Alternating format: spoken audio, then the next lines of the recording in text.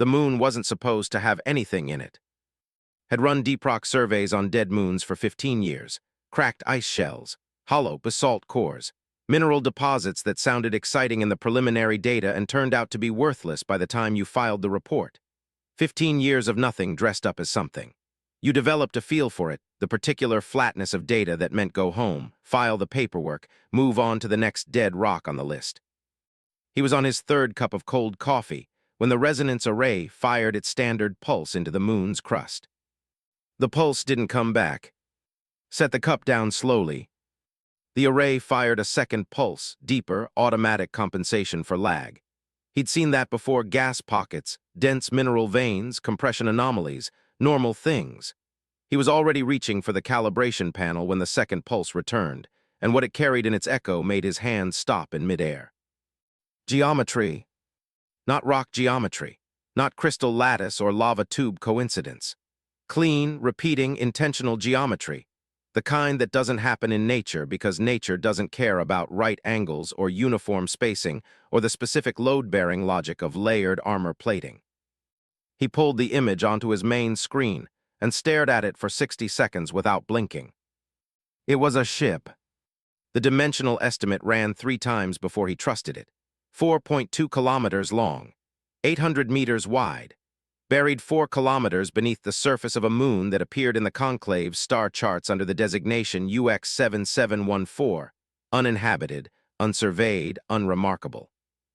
A ship larger than most space stations, sitting in the dark under a dead moon that nobody visited, in a system nobody cared about, in a region of the outer shelf that the Conclave licensed for surveys specifically because there was nothing here worth protecting. Opened the automated reporting channel. His contract required immediate disclosure. He typed the coordinates, attached the scan data, hovered his finger over transmit. He knew what happened next if he sent it. The Conclave's Bureau of Antiquities arrived within 3 days. Men in gray uniforms with clipboards took everything: equipment, data, discovery rights, handed him a finder's credit that sounded large and was functionally insulting, and sent him home.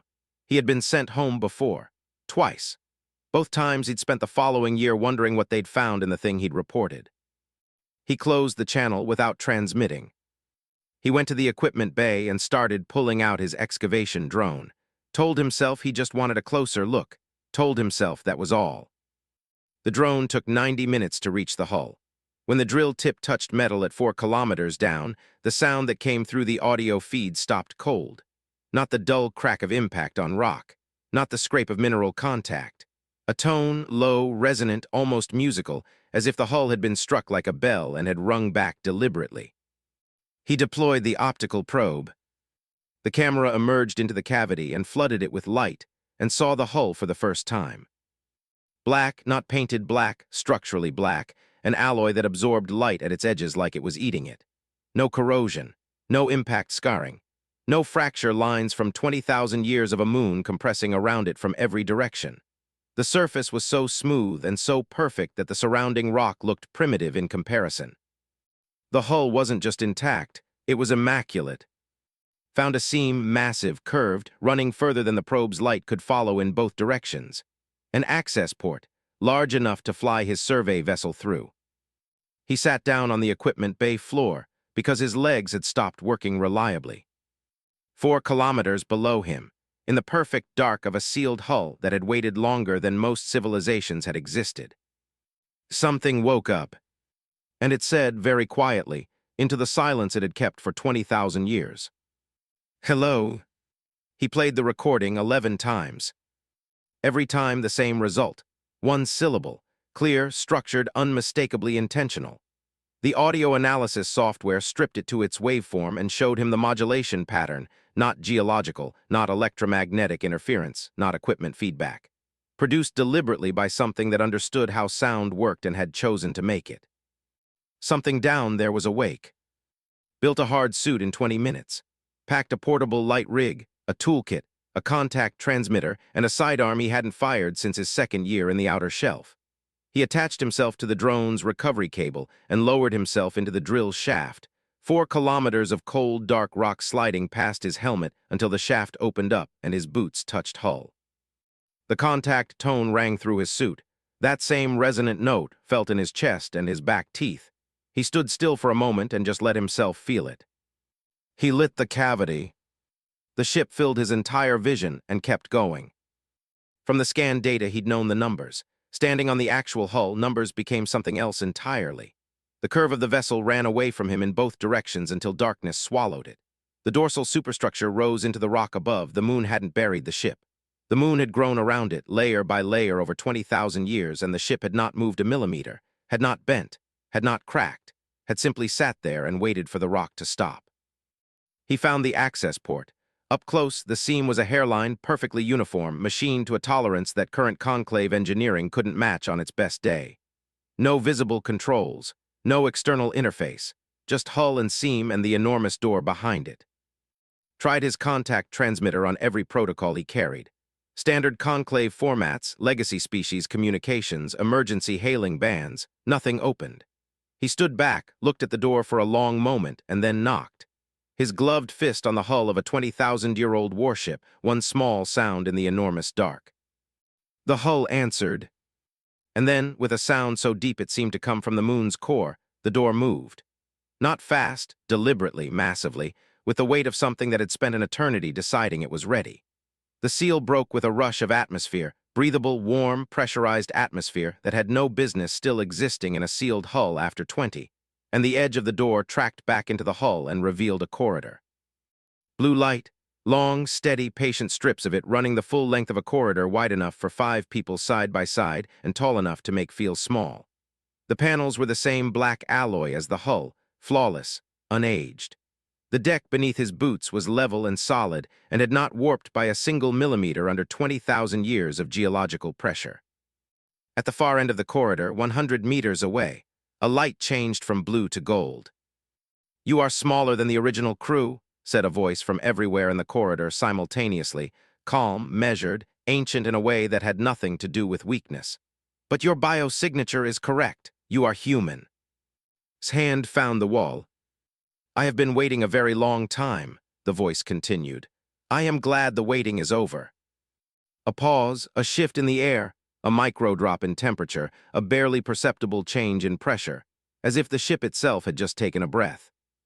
"But I need you to understand something," it said. "They already know you're here, and they are already coming." Stood in the corridor of a ship older than recorded history, with warm, ancient air in his lungs, and a golden light waiting at the end of the passage ahead of him. And he started walking toward it. "Who is coming?" "The Conclave's Cartographic Intelligence Division," the voice said, surrounding him from every direction as he walked. "2 vessels dispatched from the relay station at Shelf. They detected the acoustic signature of your excavation drill 11 minutes ago. Estimated arrival, 4 hours, 22 minutes. Kept walking. You were monitoring my drill from inside a sealed hull. I have been monitoring everything within 12 million kilometers continuously for 19,812 years. A pause that felt almost dry. Your drill was not the first probe to enter this moon. It was the 23rd. The previous 22 were automated conclave survey arrays. None of them reached the hull. I made sure of that. You redirected them. Carefully, there is a difference between interference and redirection. Another pause. I wanted to be found by the right person. I could afford to wait. The golden light at the end of the corridor grew as he approached. A sensor cluster embedded in the ceiling, he thought, though he had no reference for its precise function. A door beneath it opened before he reached it, sliding aside without sound, and the room beyond it took his breath cleanly away. The command center was circular, 40 meters across, domed ceiling currently showing the moon's surface in live high-resolution feed, rotating slowly, every rock and shadow rendered in perfect detail. Stations lined the walls, each built for a human operator. Chair height slightly taller than his, arm length slightly longer, but unmistakably, ergonomically, recognizably human in their logic. The kind of design that came from a species that had spent generations learning exactly how its own bodies worked. At the center of the room, raised on a 3-step platform, a single command chair sat waiting. Looked at it for a long time before looking away. "What are you?" he asked. "I am this vessel's command intelligence, designated arbiter at commission. My crew called me Arb." The warmth in that was faint and old but completely real. "I have not had a preference for some time," Either name is welcome. And the ship, Sovereign Reckoning, Registry HR 0047, humanity's third deep fleet, commissioned in the 42nd year of the expansion era. A beat. An era that does not appear in any educational curriculum currently approved by the Conclave. Turned slowly, taking in the command center. Every station dark but ready. Every screen blank but intact. The dome feed above him showing a moon he'd arrived at as a routine survey stop 3 days ago. Arbiter, he said carefully, why doesn't it appear in the curriculum? The dome above shifted. The moon's surface feed dissolved, replaced by a star map, and the star map stopped thoughts completely. Not the Conclave standard chart, the one on every navigation system in every vessel and classroom across the galaxy. This one was older. The territorial lines were drawn in gold, and the territory they enclosed was vast, genuinely vast, and at the center of that golden territory was a marker every human child learned to recognize before any other. Sol, Earth, home. Because, Arbiter said quietly, your species did not join the galactic community, mister. Your species built it. And then something happened. And everything built afterward was constructed on the deliberate assumption that humanity had never existed at all. The gold lines pulsed once on the ancient map. Stared at Saul at the center of an empire he'd never been taught existed. 4 hours away, 2 Conclave vessels were accelerating toward him with orders he didn't yet know. And he climbed the 3 steps to the command platform and sat down in the chair that had been waiting 20,000 years for someone to fill it. The chair shaped itself to him. Subtly, he told himself it was just material response to pressure and almost believed it. Tell me everything, he said. Arbiter told him. The dome above the command center became a living archive. Images and documents and audio recordings rendered in 3 dimensions, compressed with the damage of age, visual artifacts running through the footage like physical scars. What watched over the next hour rewrote every assumption he'd carried since childhood, quietly and completely. The way deep cold rewrites the body, not all at once, but layer by layer until you realize you've been changed all the way through. 20,000 years ago, humanity had not been a minor species scratching at the edge of galactic civilization. Humanity had been its foundation. The Sovereign Compact, the predecessor to the Conclave, had been established from Earth, built by human hands and human political philosophy, with 12 founding species of which humanity held permanent anchor status. That meant arbitration authority over compact security. Control of the primary transit corridors that connected every inhabited system in the galaxy. A standing fleet of 42 warships in permanent readiness, of which the Sovereign Reckoning was the 41st commissioned. The archive showed it all, cities on a dozen worlds, human diplomats standing alongside species had never seen in any conclave, ships, his ship's class and others, formation after formation of them, hanging above inhabited worlds like quiet guarantees of order. What ended it? Asked. The fracture, Arbiter said. 19,800 years ago, 11 years of systematic destruction. Not war, I want to be precise about that distinction. War implies 2 sides fighting. This was one side dismantling another while the other was still trying to understand what was happening. The AI's voice was flat, but beneath the flatness was something that had been burning for longer than most species had existed. Humanity's infrastructure was destroyed. Transit corridors collapsed. The 12 founding worlds cut off from each other. The fleet, a pause, the longest one yet. I am one of 2 vessels that survived. The other I know how to find. I have been waiting for someone worth telling. Who did it? I have theories, evidence. What I lack is the single document that names the decision and the names behind it, because that document was the first thing destroyed. Arbiter paused.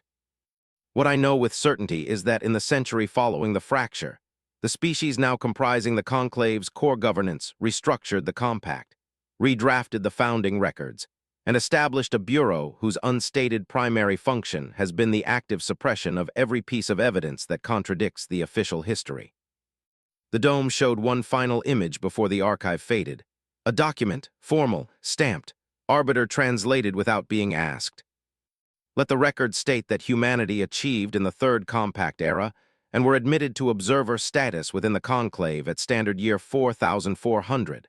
They are a promising, if limited, species. Observer status. Had grown up with those words. Every human grew up with them. junior members of the galactic community, recent arrivals, guests who should be grateful for the seat at the table. He sat in the command chair of the ship that proved the table had been theirs, and felt something move through him that had no clean name, grief, and fury, and something older than either. Something that had apparently been sitting in his chest his entire life waiting for a fact to attach itself to. His communicator pinged. "The two conclave vessels have increased speed," Arbiter said. "Revised arrival 1 hour 50 minutes. Looked at the gold star map, still faintly glowing at the dome's edges. He thought about his father, the folded pamphlet hidden in a wall panel. "Someday someone will find the truth. I don't think I'll live to see it." "Arbiter," he said, "can this ship fight?" A beat, and something in the quality of the silence changed. The way a room changes when someone who has been very still finally decides to move. "Mr. Arbiter said, this ship was built to end wars." Two vessels said, "What class?" "Conclave Frontier Patrol, CDS Vantage and CDS Resolute, both current generation, both armed." Arbiter's voice carried no particular concern about this. "Combined offensive output, significant by contemporary standards, against the sovereign reckoning at full capacity, comparable to a strong wind against a mountain." "You're not at full capacity." "Not yet, I am cycling. The primary weapon cells require another 40 minutes of warm-up from cold start. Shields are currently at 31% and climbing. Transit drive will be available in 53 minutes. A pause. "They will arrive in 51. Stood up from the command chair and began moving through the command center, examining stations he couldn't fully read, running his hands along panels that responded to his touch with a warmth that felt less like technology and more like recognition. "What are their orders?" "I have been inside their communication system since they left the relay station," Arbiter said simply. "Their orders are to confirm the find, secure the site, and hold until a Continuity Bureau demolition team arrives. The demolition team is already en route from the Bureau's regional facility. 12 vessels. Estimated arrival, 9 hours. Demolition, the word landed like something physical. "They're going to destroy it," said, "the whole ship." "They have done it before. Not to a vessel this size, there has not been one to find, but smaller artifacts, structures, archive caches. The Bureau has been thorough for 9,000 years. Arbiter's voice remained even. "What makes this moment different is that they did not know I was here. Their previous suppressions targeted passive artifacts. I am not passive." "Turn to face the dome. What does that mean?" "It means I spent 19,000 years preparing for exactly this scenario." The gold light above the command platform pulsed once.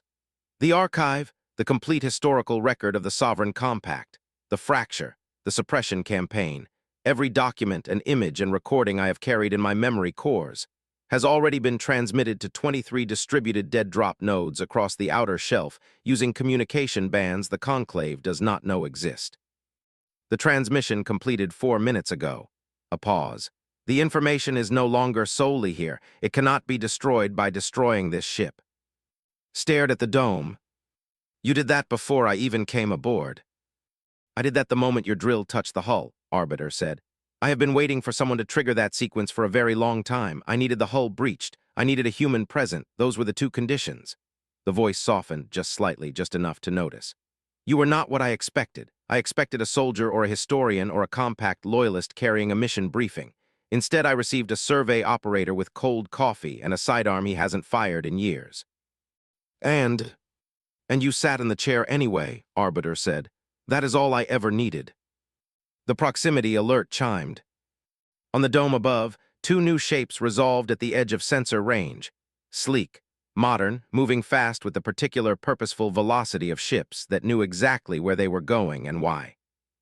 Watch them come. He thought about the pamphlet, about his father's voice, quiet and certain. They took something from us and called it history. He thought about 20,000 years of a ship sitting in the dark under a dead moon, keeping a secret too large and too important to let die, waiting for a human to knock. "Arbiter," he said, "I want to talk to them first." "I expected that," Arbiter said. "The channel is open when you are ready." Straightened in the command chair and looked at the 2 approaching ships on the dome above him, and he felt, for the first time in his life, exactly like he was in the right place at the right moment, doing the exact thing he was supposed to do. "CDS Vantage," he said. You have no idea what you're flying toward. The response came in 8 seconds. Unknown vessel, this is CDS Vantage, Conclave Cartographic Intelligence Division. Identify yourself and stand down immediately. You are operating without clearance in a restricted survey zone. Failure to comply will be treated as hostile action. Controlled, professional. The voice of someone trained to stay calm. Had heard that tone before. Conclave authority, the particular certainty of people who had never once considered that the structure giving them their authority might not be what they thought it was. He kept his own voice level. My name is Survey Operator, Conclave Registry 7 Alpha. I'm currently aboard the Sovereign Reckoning, Registry HR 0047, humanity's third deep fleet, commissioned approximately 20,000 years before the institution you represent existed. He let that land.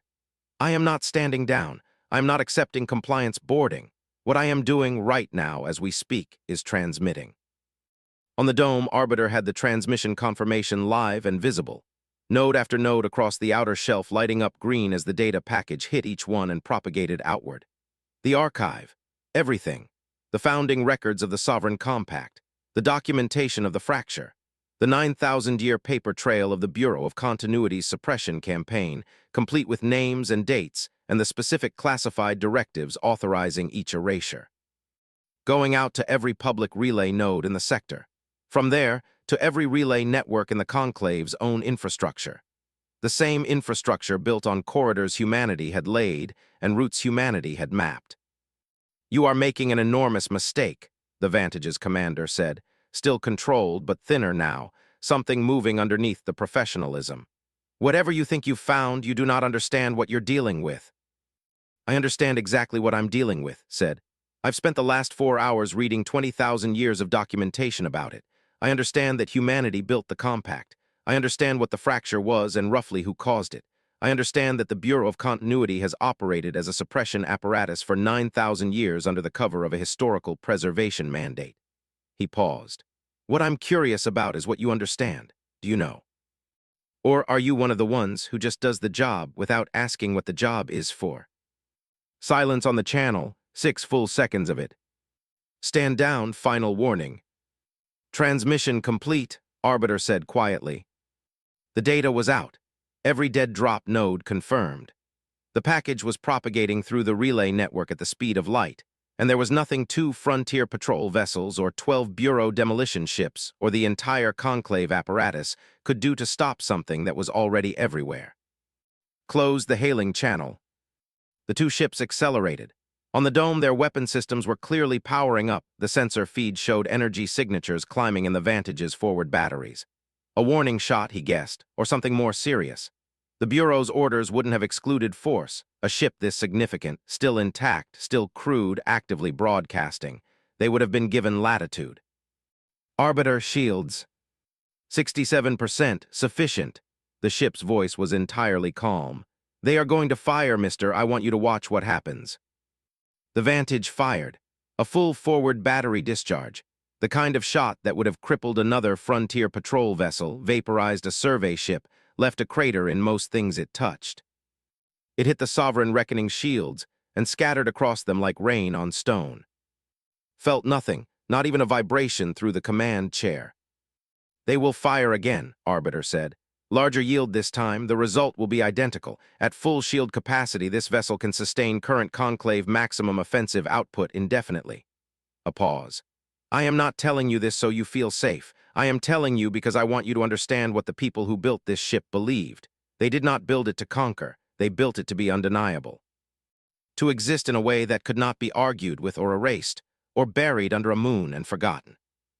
The Vantage fired again. Rain on stone. On relay stations across the sector, and from those stations across the galaxy, the data package was opening. Species were reading it. Diplomats, historians, journalists, ordinary people, all of them suddenly holding in their hands a version of history that contradicted everything they'd been taught, backed by documentation that was 20,000 years old and provably authentic. The waiting room of the galaxy had just received a message. Humanity had been here first. Transit Drive said, "Take us out." With pleasure, Arbiter said, and for the first time heard in the ancient voice something that sounded exactly like joy. The sovereign reckoning vanished from the Conclave's sensors. And across the galaxy, everything began to change. They came out of transit at the edge of the galaxy, and the edge of the galaxy was the most beautiful and most terrifying thing had ever seen. Not near the edge, not in the sparse outer regions. The actual edge, where stellar density bled away to almost nothing and the void between galaxies began, a darkness so absolute it made the emptiness of ordinary space feel crowded. No transit corridors out here, no relay stations, no survey lines or patrol routes or conclave marker buoys. Nothing in every direction, except the slow trail of the galaxy receding behind them like a city seen from a great distance, all its light compressed into a single luminous band across the dome. Had been in space his entire adult life, and had never once felt small in it until now. "How long has the other ship been here?" he asked. "CONSTANCE has held this position for 19,906 years, Arbiter said. Did the arithmetic without meaning to. 19,906 years. Alone, at the edge of everything, holding position in the dark with no crew, no contact, no confirmation that anyone was ever coming. He found he didn't have words for that, so he said nothing. Arbiter brought the sovereign reckoning out of transit drift slowly, and as the ship settled, the dome above the command center resolved the darkness ahead with increasing detail, sensors reaching out, mapping the void, finding what they were looking for. A shape, then a silhouette, then a ship. Unbowed, HR0041, same class as the Sovereign Reckoning, same impossible black hull, same massive proportions, same flawless preservation after 2 decades of in the void. She was holding position so perfectly she might have been locked in place by the universe itself. No drift, no rotation. Just there, exactly where she had chosen to be, waiting with the same absolute patience that apparently defined the ships of humanity's third deep fleet. As they drew closer, a single gold light came on along the Unbowed's hull. Not a weapon, not a drive signature. A greeting, a point of warmth in the dark, offered across 20,000 years of silence to the first human eyes to see it. Felt something crack open in his chest. "She knows we're here," he said. "She has known since we entered the system," Arbiter said. "She has been composing what she wants to say to you for approximately 6 minutes. Constance is deliberate. She has had a long time to think about this moment, and she intends to say it correctly." On the dome, the relay network feed was still visible in a secondary window, the data package propagating across the galaxy in real time, node by node going active, the map of light spreading outward from the outer shelf like a wave moving through still water. Reports were coming in already. 3 Conclave member species had filed emergency requests for access to the archive data. 2 human advocacy groups had gone public within an hour of the first nodes activating. The Bureau of Continuity had called an emergency session and immediately moved to restrict access to the package, which had triggered, automatically, a set of legal protocols buried in the Compact's original founding charter. Protocols that predated the Conclave by.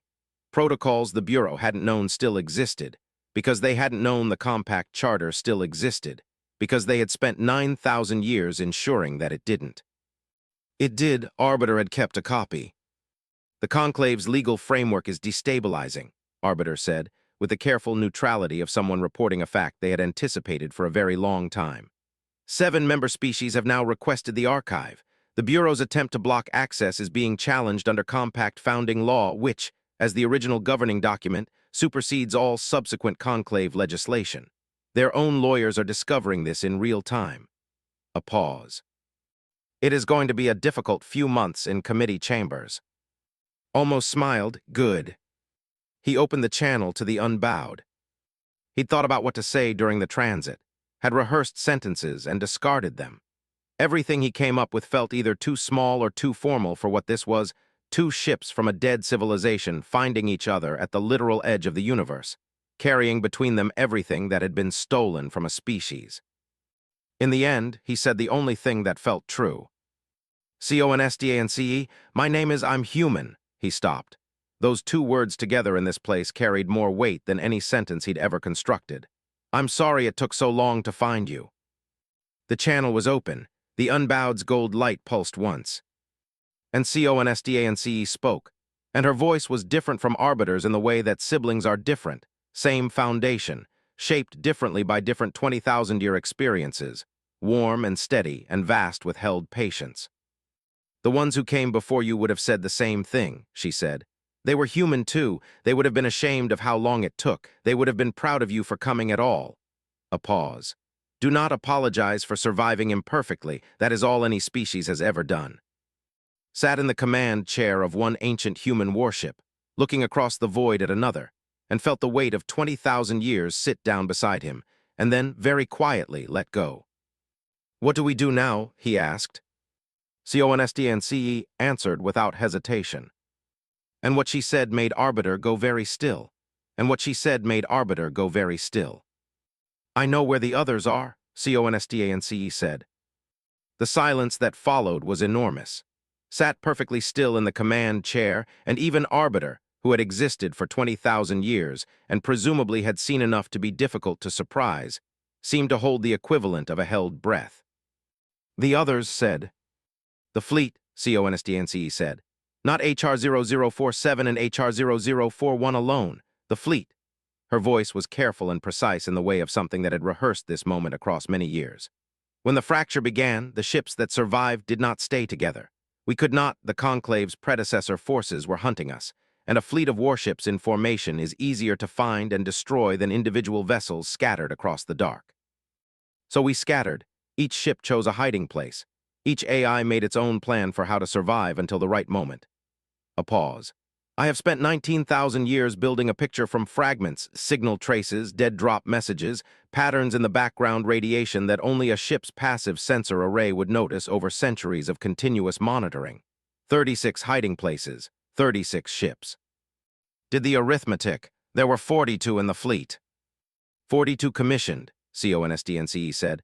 4 were destroyed in the first hours of the fracture before any of us understood what was happening. 1 was destroyed attempting to reach Earth. 1 I cannot account for and have stopped looking for. 36 I can find. Her voice was steady and certain. The moment your data package activated the Compact's legal protocols, I began transmitting to each of their last known positions. Not with standard communications, with Compact-era frequencies, the kind only they would recognize. On the dome of the Sovereign Reckoning, Arbiter overlaid a new display without being asked, a galaxy map, different again from both the Conclave's charts and the old gold-lined Compact map. This one had points of light appearing as watched, not stars. 36 points, scattered across the galaxy's full breadth, each one in a place the Conclave had no reason to look. Each one waiting. They're responding, asked. 22 have responded so far, CONSTNCE said. The others will. It takes time for a 20,000-year-old signal to cross certain distances, but they are out there. They have always been out there. Something in her voice shifted, something that was not quite emotion, but was what an intelligence twice the age of the Conclave produced in the place where emotion would be. We did not fail. We scattered and we waited and we kept the records and we held on, every one of us in the dark, alone for this. For exactly this. Looked at the galaxy map, 36 points of ancient light. A fleet, he said. Not a weapon, CONSTNCE said quickly. I want that to be clear. The ships of the Third Deep Fleet were not built to conquer, and they will not be used to conquer. What they are is evidence. Living, mobile, undeniable evidence that the Conclave cannot suppress or dismiss or destroy. 36 warships that predate the Conclave's founding, each carrying the same archive, each operating under compact founding law that the Conclave's own legal framework cannot override. A beat. The species of this galaxy did not choose what was done. Most of them are as deceived as humanity was. What the fleet represents is not a threat to them. It is an offer. The Compact was built on the principle that the galaxy functions better with proper foundations than without them. Those foundations were stolen. We can restore them. Sat very still for a long moment. He thought about 15 years of dead moons and flat data and cold coffee. He thought about the pamphlet in his father's wall. About the survey vessel sitting on the surface of a broken moon 4 transit jumps away, full of equipment he would probably never see again. He thought about the Conclave's gray-uniformed men with their clipboards and their finder's credits, and the particular comfortable certainty of people who had never once questioned whether the floor beneath them was real. He thought about a ship that had sat for 20,000 years in the dark under a moon nobody visited, monitoring everything, keeping the archive, keeping the lights on, waiting for someone to knock. He looked at Arbiter's sensor feed, The Conclave was mobilizing, that much was clear. 40 vessels now, not 12, converging on the outer shelf from 3 directions. The Bureau of Continuity's emergency session had been running for 6 hours. On the public relay networks, the data package had hit critical propagation. It was no longer spreading, it had already spread. Every species with a receiver had it. Scholars were already publishing. Species parliaments were already questioning. The machinery of 9,000 years of carefully maintained lies was discovering what happens when the foundation is removed from underneath. It discovered that foundations matter. Arbiter said, "Plot a course to the nearest responding ship." "Already done," Arbiter said, and in the ancient voice was something recognized now, not just satisfaction, not just the relief of ended waiting, something that in a human you would call pride. "She's 8 hours away. Her name is Unconquered. She has been under the ice of a moon in the mid-spiral for 17,000 years. Her AI says she is ready." On the dome above, the galaxy spread from edge to edge. 36 points of light, 22 of them already pulsing, alive, awake, answering. Thought about what his father had said. Someday someone is going to find the truth. I hope I live to see it. He looked at the command chair he was sitting in, at the ship built 20,000 years ago by hands that had looked at a broken galaxy and decided they would fix it, at the dome full of ancient light waking up across the dark. "Constance," he said, "come with us." "I have been waiting 19,000 years for someone to ask me that," she said simply. The Sovereign Reckoning's transit drive powered up. Beside her, across the void, the Unbowed's drive answered, 2 ancient ships aligning, falling into formation together for the first time in 20. And then they moved. Not running, not hiding, not burying themselves under moons to wait out another age of forgetting. Moving toward the galaxy they had built, together in formation, carrying 20,000 years of truth and a fleet's worth of the most advanced engineering the human mind had ever produced. Coming home. And